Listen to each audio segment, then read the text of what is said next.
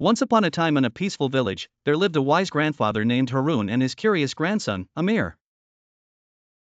They shared a small cottage near an old, sprawling apple tree. One day, Amir asked, "Grandpa, why does this tree give us so many apples?"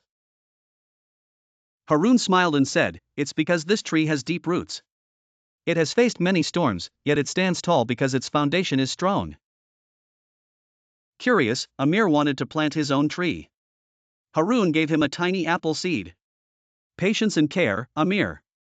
That's the secret," Haroon advised. Amir dug a small hole, placed the seed in, and covered it with soil. Every day, he watered it and checked on it, but nothing seemed to happen.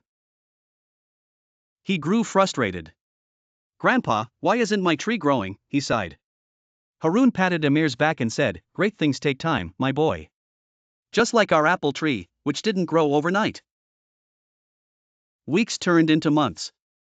Amir continued his routine, even though he saw no immediate results.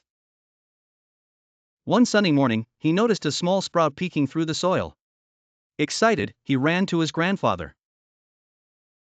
With a knowing smile, Haroon said, "You see, Amir, patience and persistence bear fruit, quite literally."